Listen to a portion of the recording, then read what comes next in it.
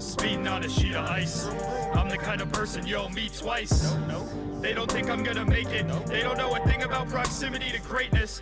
Smoke a Newport, hustle like Lou Dort. I'm so bored, slide on the beat like a snowboard. Dan on the beat, man on the street, aka Mr. Always Lands on. Hi, everybody. Welcome to Loops, the podcast, the return of the show.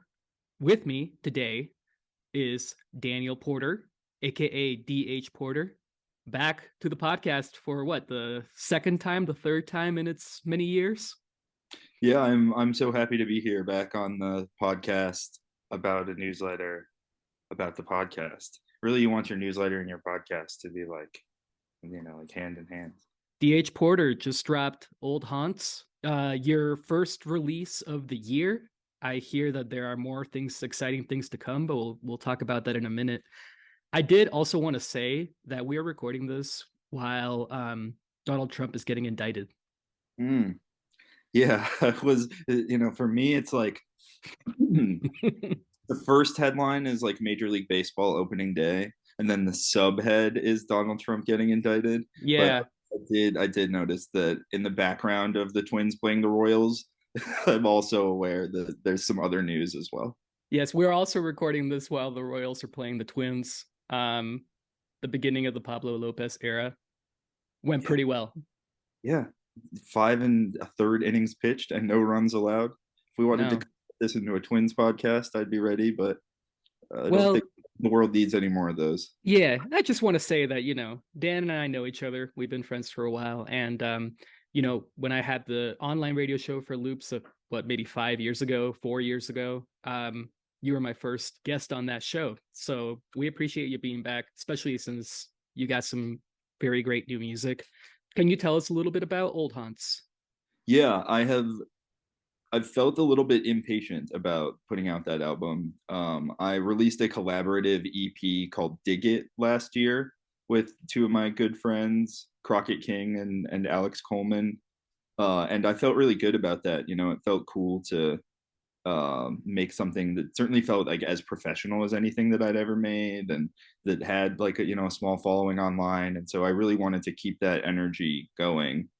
And what I realized quickly is that I had like a lot of different musical concepts, a lot of sort of like half-baked album ideas, and then I needed to sort of like pare down what I wanted to do, because albums are important to me. It's important to have like a cohesive like thing. I don't just want to do like a data dump of like, here's all my new music. So Old Haunts is called that because a few of those songs are older and date back to like 2021, and it felt like it's like a nostalgic kind of emotional personal project, and it felt like tying up loose ends. So that's the impetus. I mean, like Enterprising, I definitely recorded in 2021, and that's on there. So yeah, and that's the one that I had heard maybe a little bit earlier than the rest of the album, which, by the way, I mean, Dan, you're my friend and I've been following you for so long, and it's really cool to hear this record because just everything is getting refined. Everything is really coming into shape with the music that you're making, with the beats, the singing, and of course, like the verses that you have throughout have all been reasons for why I love your music. So they're still there. It's still strong. It's still great. Thank you. It's like your continued support is one of the forces that keeps me going. It's been cool. I feel like I was always a pretty good writer, but there's so much more that goes into like making music than just writing lyrics. And I've had to like in a sort of piecemeal way focus on every other part of making music, including recording vocals, mixing vocals, producing songs. I've been able to collaborate more with other artists than I was when I was younger. It was more like solo work. So that's definitely helped me a lot. And yeah, thanks for that recognition. I feel strongly that you can like trace growth along my projects, and I should hope so, because I want to continue that. I hope to always be an artist that is changing and trying to get better. Yeah, completely. And you also release pretty frequently, so there's always something that kind of keeps you going. You listen to it, you move on, right?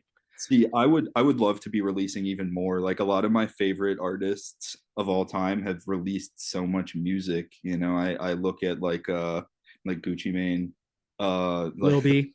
Currency. Currency would put out 6 mixtapes in a year, like it was nothing. Like it was just another year for him. I mean, I even look at, like, granted, it's easier, I think, to make just production, but my friend Crockett, who I've collaborated with my entire life, Crockett will put out an album just at the drop of a hat. He'll be like, "Oh, here's 8 songs." So I would love to be dropping even more than I am, especially because there is like an addicting quality to it. You put something out and it's like, oh, what if I kept that going? Like, I want to keep that energy.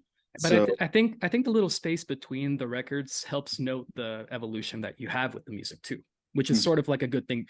I mean, I guess what I'm trying to say is that it helps show what you're growing at, what you're getting better at, as well as all the projects to me still kind of tie about the topics that you're singing about. and it takes me a little longer. It takes me a little longer than a lot of other artists, and there's just a lot of different ways to write a good song. Ultimately, like, so I'm trying to figure out different ways that work for me instead of just doing the exact same thing every time. The hauntings are old, but the recordings are new. Yeah, especially, it is funny, right? At the very end, like the bonus track "Talking Shit" that seems to have resonated with people, was like a last minute addition, and maybe not like the most well mixed song on the album. Okay, cool.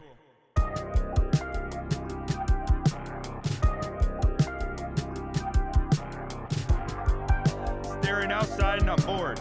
You're pulling all your pieces to the outside of the board. I'm in the center square.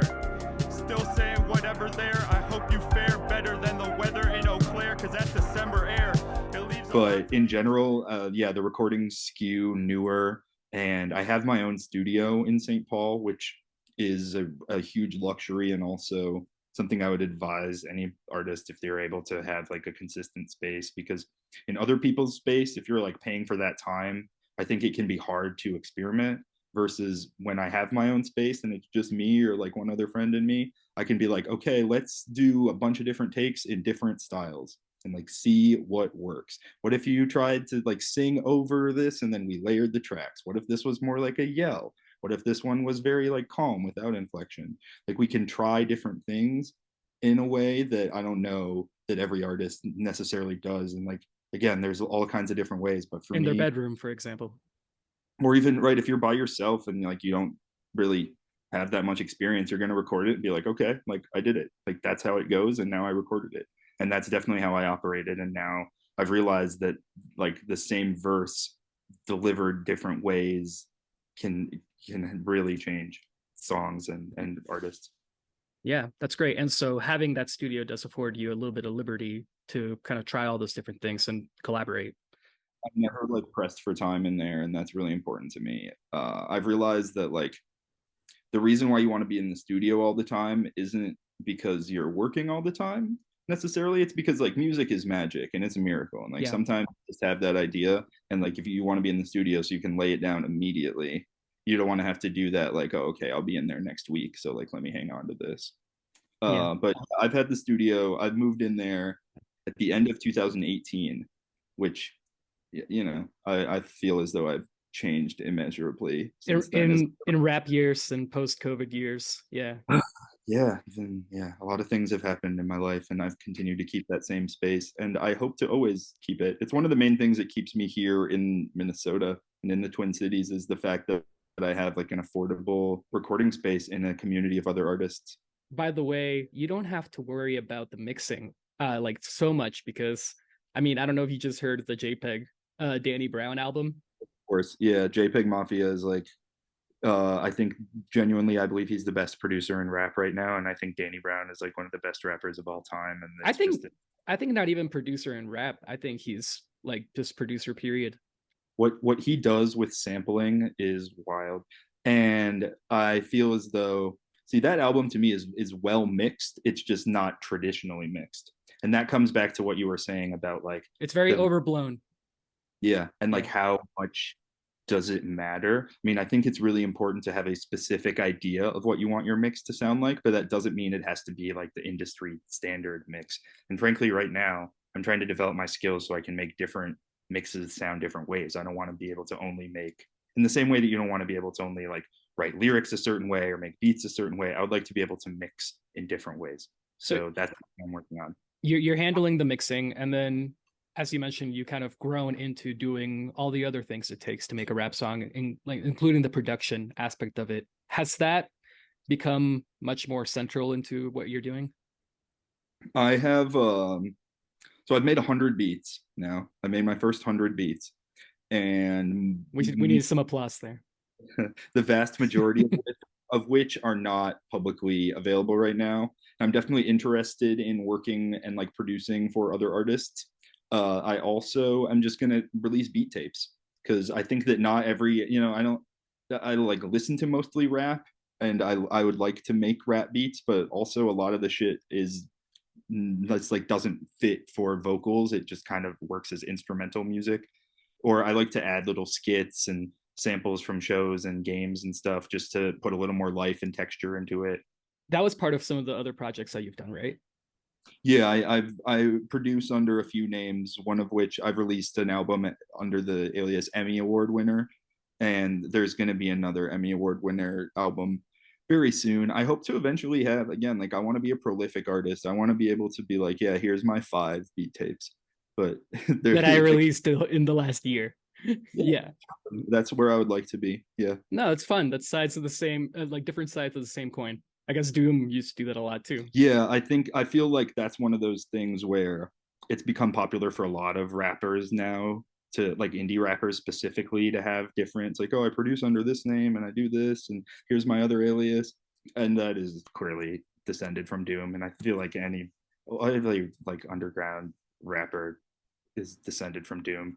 I feel like I'm gonna have to mention that in this podcast that things just go back to Doom and they go back to Dilla, and like that I was doesn't just change. listening to Operation Doomsday, and just listened to the entire thing a few nights ago, and I was like, just reoccurred to me for the first time in a while to like try to listen to it through the ears of only having heard 90s rap and like nothing else that came after that that was inspired by it. And it's like, oh, this guy was a fucking weirdo. Like what he was doing compared to what everyone else was doing. I love a lot of 90s rap. I mean, I think Outkast is like the greatest shit ever, and they were really weird. But what MF Doom was doing with sampling and with skits and with the different kinds of rhyme schemes and like beats, like that dude was on some shit that was way ahead of his time and has influenced literally hundreds of other artists, if not thousands, since then. Yeah.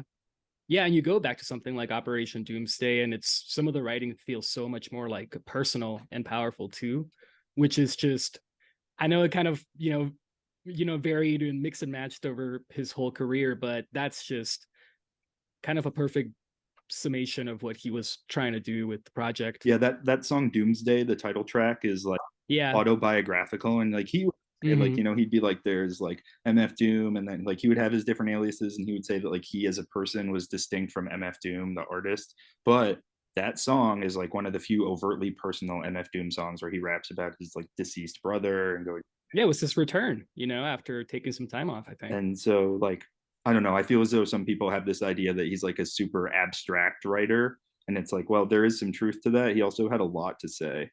Okay, so the production is going to be, I think, maybe in terms of your music, is going to be something that you're going to be trying to release sometimes on its own. Yeah, I hope to eventually like do a lot of stuff. I have a lot of aspirations, and I also feel sort of spread thin. It's hard for me to focus on any one thing at a time. But my hope is to continue to make DH Porter stuff with my same sort of circle of collaborators. I want to produce just like instrumental music as Emmy Award winner, and then maybe also as other names, which we don't need to go into all of it. It's a little bit self-indulgent.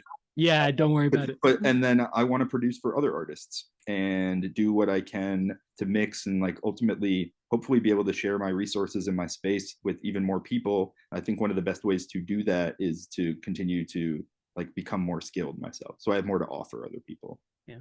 And you listen to something like Old Hunts, and I know that that's mostly produced by Crockett, right? Yeah, again, like I've only been producing since 2020, whereas I've been rapping since, gosh, I don't know, 2012. Crockett's been producing since 2009, and so you can tell. I mean, he's really, really proficient, and just like you, I think the both just evolving at a really quick pace. So, right, a lot of those tracks, some of those beats are like many years old. Some of Yeah. them, a few of them, I like watched him make right in front of me, and it took like 10 minutes because he's amazing. So, yeah, it's mostly Crockett, and the ones that aren't Crockett are produced by Alex, who is also a regular collaborator. How much does it matter to you kind of just fitting in with some of the like more current rap styles, I guess, I suppose, or rap trends when it comes to production? I think that right now it's kind of a silly question because you can find just about everything, especially like if we're talking about like the JPEG and Danny Brown, for example, how just Right. weird that sounds. I mean, 100 gex is making music and they do whatever they want. But yeah, I mean, how important is it to you to kind of be a part of that same I guess the fast moving trends of music? Yeah, gosh, like a lot of things, I'm of two minds about it. But mostly, I tend to, I think I want to be the kind of artist who is like not necessarily like making eye contact or like trying really hard to engage with other people. I want to be like in my own lane, doing my own thing, and creating my own Consistent. universe.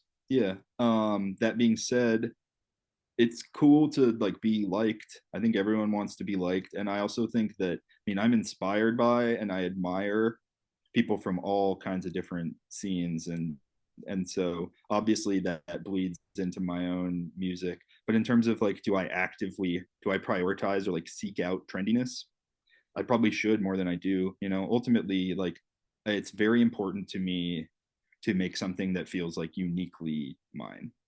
And I'm like, I think at a certain point, I mean, I've been doing it for a long time, and there come times where you're like, why am I doing this?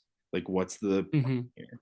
And is it satisfying to me if I doesn't like become, if I don't become rich and famous? I'm like, yes, is the point I've landed at. Like, that's not the goal. Um, so like if I'm trying to make something that feels like it's uniquely mine, and that it's like I'm the only person who could make it, captures something that, like, a moment in time that I want to document, then that to me is a success. And I mean, I hope to ultimately, like, if I do what I want to do, then I'm going to help to like push trends. Like, I think I have an ear for it, and like I do care about, like, any artist, and or especially musician, I think should want attention. It's not completely about you. It's like the point is to share, but also it's not like, I think if you're trying too hard to be trendy, then like that doesn't play well, and it's certainly not. I try to be better than that. I don't want. It's not as long lasting as what it is that you're trying to build here. Yeah, totally. Yeah. And I think what's cool is that you want to make that your own sound, but then you're also working with collaborators that have sort of helped you kind of shape that together, and people that I'm imagining are working together with themselves as well now. Yeah. When you think about people like Crockett producing a lot of the tapes that you've put out, or even with Alex just putting two projects together now and continuing to record, I think it's I guess that is the definition of kind of creating your own sound when you're all sort of working together toward the same goal. And now, like, I introduced the two of them, and now there's a new song by Alex on his most recent EP that is a collaboration with Crockett that like I didn't even know about until it came out.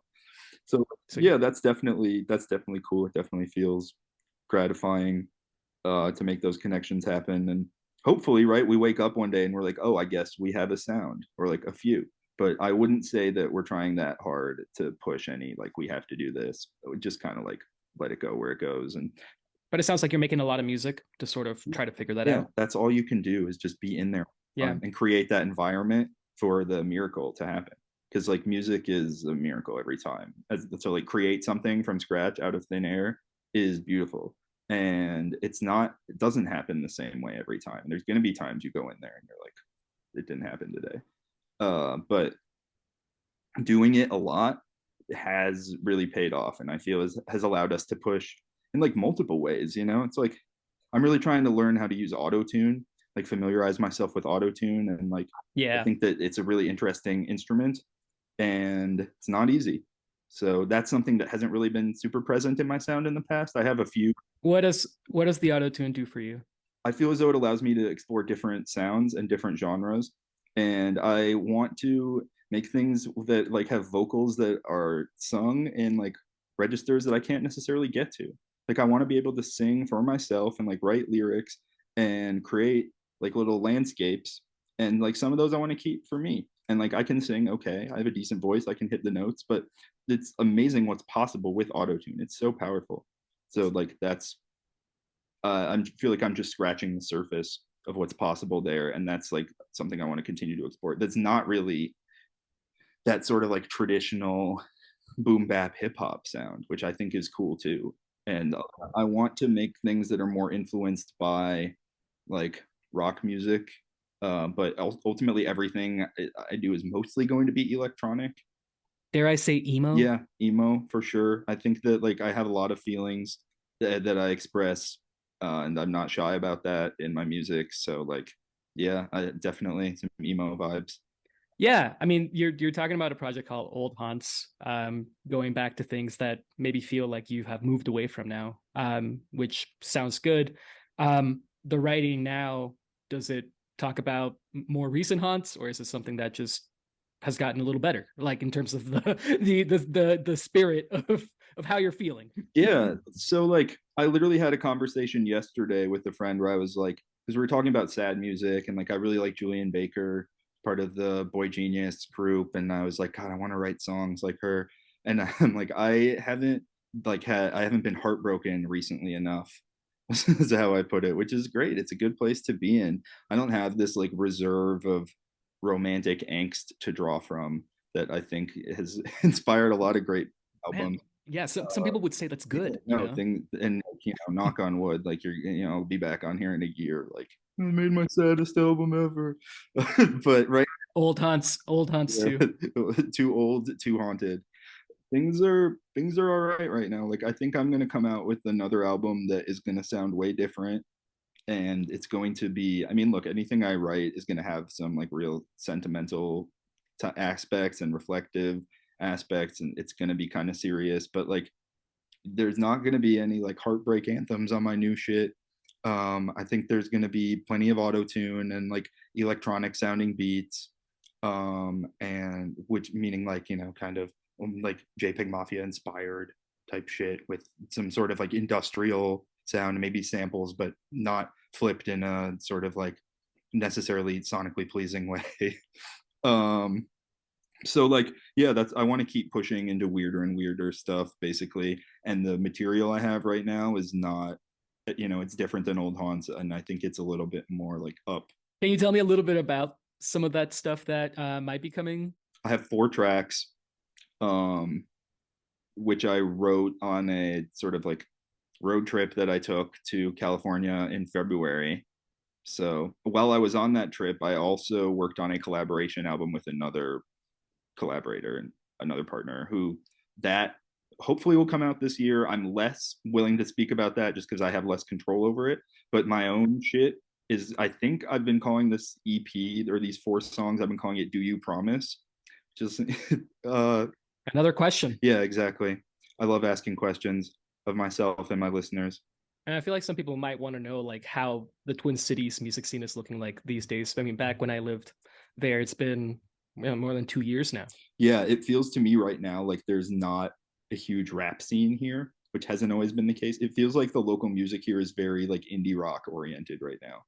And I'm curious where that goes. I think that local music almost everywhere was hit really hard during the pandemic. I mean, venues Yeah. closed, artists had to find new jobs, new like not everybody had access to practice, or nobody was gigging for years. Collaborations as a result, and like networking introductions, all of that was more limited. So I think the local scene here still hasn't fully recovered. At least that's part of my personal explanation, but also I mean things just move and change, and right now it's very much like alt rock, indie rock vibes, and I don't feel like I know that much about what's going on compared to like 5 or 8 years ago, and I felt more plugged into local. And my hope is that that will change again. I think it can be the kind of thing where in the moment you don't even realize it, and then you look back and you're like, oh, I guess that was a scene. Like, We had a sound. yeah, exactly. Yeah, I think that I want to be somebody who like keeps roots here. I'm not looking to move to the coast as soon as possible, which frank I mean a lot of artists do. I'm deeply inspired by the rap scene and the overall music scene in Detroit.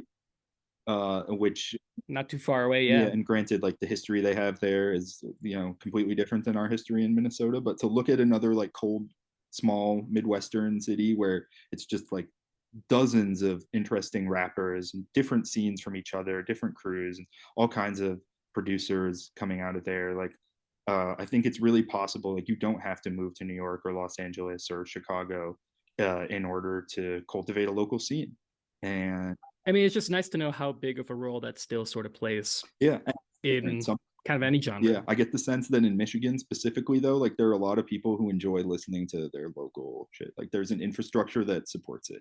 And Right. If you support it, that's even better. yeah, and I was that kind of person, especially growing up, and I still am. Like when there's things that are happening that are from Minnesota, it like means a little more.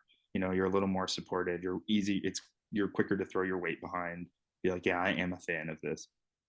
Well, Dan, it's been great having you. I mean, I just like to talk to you anytime anyway. But it's just great to have a formal reason to talk about like this kind of the meaning behind your music and what sounds like a really sort of like forward-thinking direction that you have with the rest of your stuff. Yeah, we can do this anytime. And my hope, I would love to, I want to put out like 3 more albums this year at least. The goal I had at the start of the year was 5, and I'm 1 in. So I don't want to. I'm like giving myself a little wiggle room, but I'm thinking about the beat tapes and collaborative EPs, and then maybe another DH Porter thing at the end of the year. So thanks for the support. And like that's the takeaway that I want people to have about where I'm at, what I'm doing is like, please check out Old Haunts. I think you're really going to like it. And also keep checking for me because it's just going to keep coming. Like I'm going to be a volume shooter. Twin Cities, Minnesota. Yeah, and that's the other thing is like St. Paul specifically. Minneapolis is cool, but yeah. Okay, and maybe the last question is much more serious about music itself. I would ask you, like, what is your favorite loop? And if you can't name your favorite one, maybe somewhere close. Dude, my thought is like, don't say something by Kanye West. Kanye, the producer, does not get to survive as much either. I don't think that's just we don't talk about it. Good sampling though. I mean, I think that I think it's fine. You can say it if you want. No, I think people should check out Crockett King. I think Crockett King is probably one of the best samplers right now in the world. In terms of, I mean, dude, the like Rhymes Like Dimes beat off of Doomsday has been playing in my head. That like yeah, I love that one because it sounds like vaporwave, just kind of like a vaporwave sample, sped up a little bit. You remember the UOENO beat? Oh, that's a fantastic choice. Yeah, I really like that. That beat is probably one of the hardest things I've ever heard. It's so menacing. It's so eerie. Yeah, I might have to freestyle on that like this week. See how it goes. Is Babytron the 8th wonder of the world? Babytron is probably the best rapper in the world right now. Yeah. Great. And just one last thing before we go, just to kind of like add to your point about sampling. From somebody who looks at it from the other side of the glass, it's very much like, why not use everything that you possibly can to make music? What is stopping you? And then you think about it in a much more practical sense. Still, as you mentioned, trying to be a little courageous with it and not trying to care too much about what people come to you and say, I saw Danny Brown basically be like, yeah, I'm like still paying off all the samples on Atrocity Exhibition. And I was like, well, I'm really glad I bought that album. But basically, I think he was like just trying to make the best album possible and was like, fuck it. Like, whatever it costs, like, let's use the samples. And I feel as though maybe he kind of regrets that because it is really expensive. So, like, that being said, though, Danny, the album sounds very good. Yeah. Don't worry about it. The album sounds very good. And you can tell that that's like pristine sampling. Right. And production. Like, ultimately, I'm not really making a lot of money off music right now. And if I were, then I think a lot of my approach might change. So DH Porter, so good to see you. Yeah, dude. Thank you so much. I really love your projects and the podcast, the newsletter. It's all going really well. So I'm just happy to be a part of it. Same to you. We're all rising together. Yeah, that's true. If you are what you consume, I must be doomed. If you are what you seek, I must be truth, I must be you. That feeling like it's gonna get better soon. I say I'm gonna call, I never do. Try to be a little more cuter, a little less ruder. Still spending all my time on the computer. I remember working at the state fair, mentality lay safe fair, same year, Drake drop, take care. Old haunts, try to move on. Winter winds blow, hope they aren't too strong. Hope I don't get bogged down. Windshield fog now, driving university through Frogtown. I do it for the dead and the dying, those who want to die but keep trying non-stop. JFK, I hate flying, always running like I play for the Giants. Man, the miles really adding up. She wants to give me everything I want cause I don't ask for much. I grew up in a chaotic home. 3 times a day I need to hear you say I'm not alone. Lately I've been cycling with no bike. Something hasn't been quite right, like my whole life. Trying to hold tight, with her I feel alright. Smile to myself, in line at the store. We got the kind of thing you can't buy at the store.